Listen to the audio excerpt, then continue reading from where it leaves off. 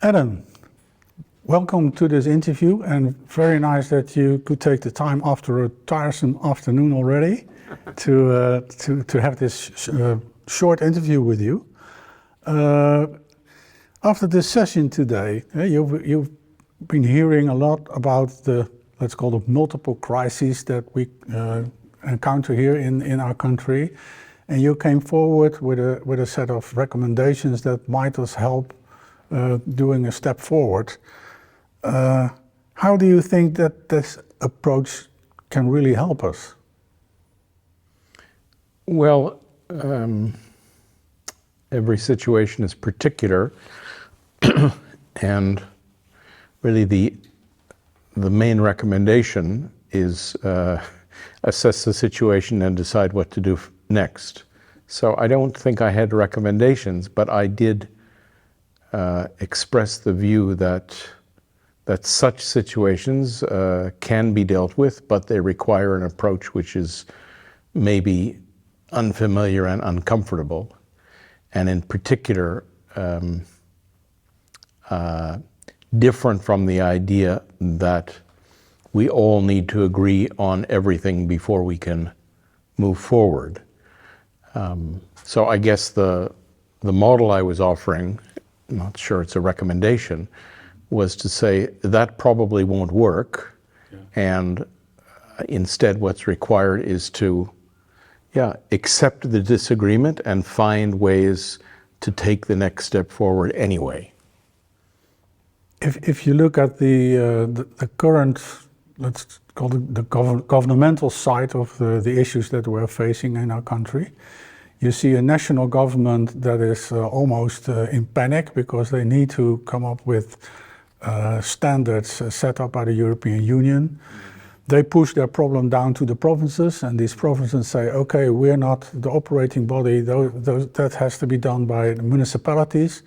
And municipalities are now almost fighting with their own population over all these different issues on manure reduction, relocation of farmhouses, setting up huge energy production facilities with windmills and photovoltaics fields and stuff like that. In that such situation, how can you set aside all these polarizing ideas and start collaborating again? Well, I think somebody asked me when I started, did I have any magic? And I don't have any magic.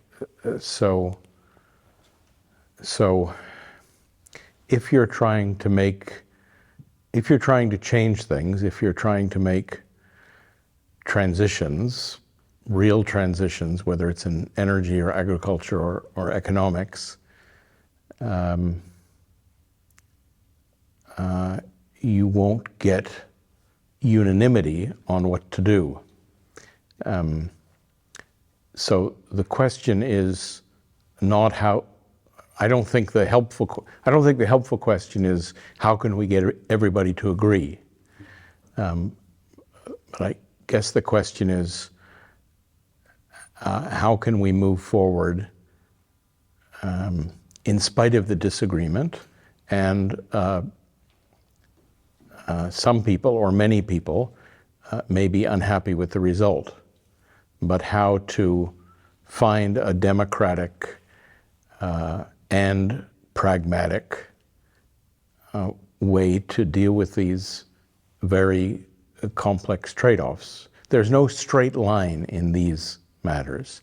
There's only take a move here and then here and then here and then here and try to advance. So I don't want to be misunderstood as suggesting that collaboration means everybody must agree on everything. I think that's a recipe for nothing changing. Mm-hmm. You also underlined that the possibility to use what you call transformative scenarios to find your way forward? Yes. So sometimes there's enough shared understanding of what the problem is and what the options are, that we can move directly to trying to take action. But sometimes there is such a lack of a shared understanding and a shared language and a shared relationship where that can't take place except through imposition. And so, yes, what we've done often is to take a detour, to step back and say, let's take a little bit of time, it doesn't have to be years, but let's take a little bit of time to build up a shared understanding of what's happening here and what's possible here and what does that mean about what we could do and what we will do. And that process of telling stories about what could happen, not as a way to adapt to what could happen, but as a way to influence or transform what will happen, that's what we call transformative scenario planning. You also said, you need to have your examples. You gave examples from your working history of a period of 30 years, I think, even more. And most of the time, you deal with very diverse groups. And to get to those diverse groups, you need what you might call a convening process to get the group together. In our country, there have been several attempts to start processes like these, but it seems very, very hard to get people around the table and accept the fact that they have to step into something where the outcome is not clear. Yeah. So first of all, the fact that it's very, very hard doesn't mean that that we shouldn't do it or that there's a better way. So I also don't want to, I think these are intrinsically difficult situations. And so if the requirement for a useful way forward is that it should be easy and straightforward, then I don't think there is such an option. But the reason I tell stories about my experience, period. And the reason I think the stories about South Africa in making the transition from apartheid to democracy, Colombia in making the transition from civil war to peace or to less conflict, and other such examples is I'm trying to make the point that even actors who don't agree with or like or trust each other, even actors who have been in violent conflict have been able to work together. And so I don't believe that's impossible in the Netherlands. But yes, any activity that's going to take place requires somebody, or more likely some group of people, to step forward and say, we think this would be useful. We don't know exactly what it will produce. It's not a mechanical exercise. It's a collective co-creation, but we think it would be useful or necessary in order to address the situation we're in, and therefore, would you like to join me? Or would you like to join us? And that's all we mean by convening, the active initiation. And what became clear to me in the conversation this afternoon is this is an entrepreneurial activity, a social entrepreneurial activity. It's doing something to try to make something happen. It's not following a rule. It's not following a procedure. If there were procedures that worked, we wouldn't need such activities. Mm-hmm. But if there were ordinary procedures that worked, we wouldn't need such extraordinary activities. And yes, it's not for everyone. So I'm focusing on the part of this that says it's difficult. Yes, well, any creative or entrepreneurial activity has excitement and risk. If you want to wait for somebody to figure it out, then wait for somebody to figure it out. Yeah. You also talked about, when talking about social entrepreneurship, that you need to see some sort of opportunity. Yeah. Yes. Yes. Yes. What's required is to say, I'm looking at the situation. I'm not happy with the way it is. I don't think I can change it just by doing what I'm doing or by staying in my office. And I see an opportunity or a possibility of things being different through people working together who aren't presently working together, including perhaps people who don't agree with or like or trust each other. But yes, an entrepreneurial or a creative activity is where somebody says, there's something possible here that isn't happening yet, but it could happen, and I'm going to see if I can help it happen. So if we start looking with a viewfinder, people in our sphere that together see some sort of opportunity, it doesn't need to be the same type of opportunity, I think, but they need to have some sort of positive notion on a positive or a potential future. Yes, I don't know whether this group will want to do one thing or several things or many things, but yes, you wouldn't try to create something that doesn't exist, a process or an outcome or a group or relationship that doesn't exist, unless you thought that there's potential here, there's opportunity here, and if we do this, maybe we will have some results that help us move forward on this issue. For me, the choice isn't between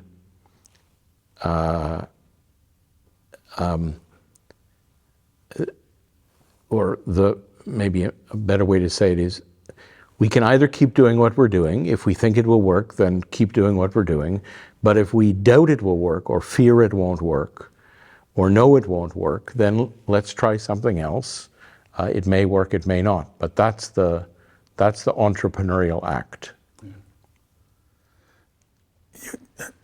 Your role in these processes is unlocking probably the potential that people see by helping them overcome obstacles, as I remember you spoke about this afternoon. Yeah, well, I can say it in two ways. My role, the role of Rios Partners, is to support people who are trying to do such work, who see in the system they're part of an opportunity that isn't being realized and want to try to bring it forward, and to provide them with methodological support and design and facilitation based on our experience, so that people don't have to reinvent the wheel or invent from the beginning a way of doing such an activity. So that's the general role. I made the less obvious point that this work, in essence, doesn't involve getting people to do things, because that doesn't usually work. Or let me say that forcing people to do things or getting people to do things they don't want to do is another sort of activity. I'm not saying it's always wrong, but that's not what I'm involved in. What I'm involved in is and this is the point you were alluding to, is removing the obstacles to people being able to advance, and to be very precise about it, to be able to advance with more power, more agency, more capacity to affect change, more love or connection or unity, and more justice, meaning less unfairness.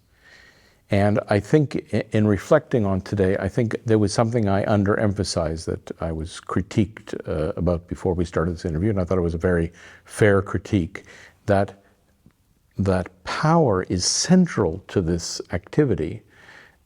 If we understand power to be the capacity to effect change, if we're trying to change things, transform things, effect transitions, then that's we can't do anything without power. So this is about how to gather and employ power to advance with a sense of connection or love and with a sense of fairness or justice.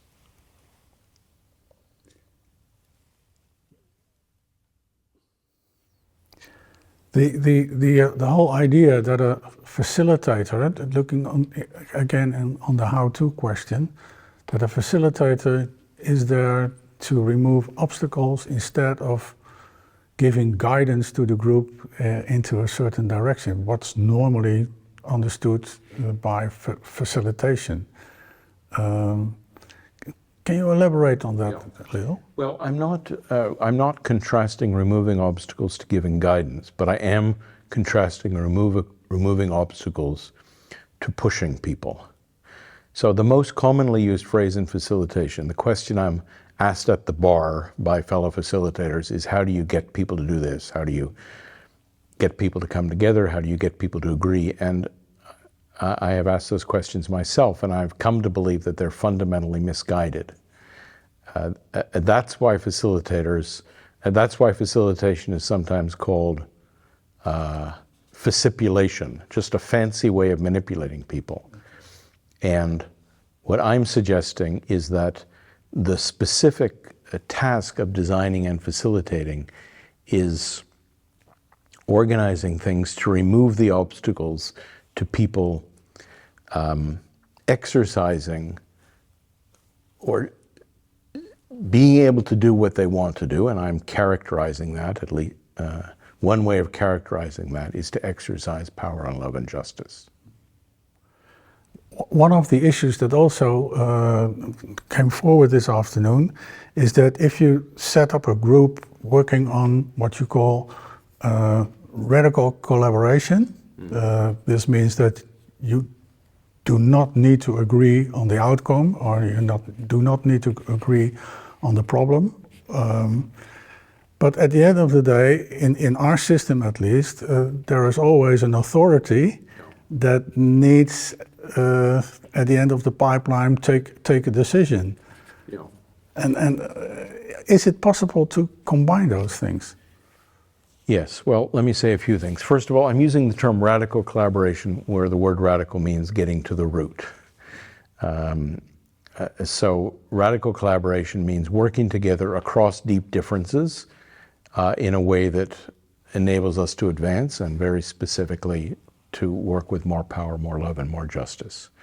But I think it would be illegitimate to do that in a way that compromised democratic institutions. So this for me is not in lieu of duly elected governments and duly authorized officials, but in parallel to it. And it does, I think maybe the most important point is the idea that the only people who can act or who should act are democratic governments, I think is incorrect. There's more than one sphere of society. There is the public sphere, which is the one you're referring to. There is the private sphere, and there is the plural sphere, or the civil society sphere. And I think all of these have roles. So for me, it's an impoverishment to say the purpose of the dialogue is to make a recommendation to government. Yes, governmental action is crucial, and so involving government and connecting to government and lobbying government are all important parts of the work. But the idea that only government actions are relevant, I think, is incorrect and disempowering. Private actions and actions by civil society are equally important. And they influence each other. Absolutely. There's 3 spheres of society, and they all have a role. So I think the idea that if anybody acts other than government, it's undemocratic, this is, in my opinion, a misunderstanding. Because you're not in the, let's call it the democratic sphere, you're not operating in that sphere. Well, that there is a government sphere that has roles, including or especially making rules, but there's also private actors, entrepreneurial actors, business actors who have a role in making things happen. Lots of things happen, and there's a role of civil society to create meaning and culture and to assert what's important here. And it's the interaction between these three spheres that allows societies to advance. Yeah. So I don't accept that the purpose of collaboration is simply to prepare recommendations to government. I think we can do more than that. Yeah. Yeah, that would impoverish the whole process, you mean? That's my point. Yeah. You in the beginning you said you didn't give recommendation, but you gave, what was it, 5 grounded theory rules. At the end of this interview, I'm still trying to ask you, okay, you have seen what we are at this point in time. What would you think would be wise for us to do next? Well, I'll make a vague recommendation, or it's clear to me that there's lots of people who are in the room today, maybe not 100%, but a big majority who are frustrated with the current situation and want to change it. So what are you waiting for? Whose permission are you waiting? If you don't want to, so if I can be, I'm not trying to be flippant or mean, but if you want to wait for somebody else to give you permission or do it for you, then feel free. But what's required in these situations is people who are willing to step forward and stick their necks out, and to use the analogy I used at the end, to step into the water, into the river. So I think in this sphere of Dutch society, you have got enough people to get going. Don't worry about whether it's the perfect thing. I'm from Montreal, and Montrealers are not allowed to give interviews without quoting Leonard Cohen at least once. So it's part of the obligations of being a Montrealer. And Leonard Cohen had the song that said, "Forget your perfect offering, ring the bell that can ring." I don't think I'm quoting it exactly correct. So my advice would be, don't worry about the single perfect offering. Just do it. Well, do it, or maybe better, do several things, learn, and then do the next several things, and find your way forward. And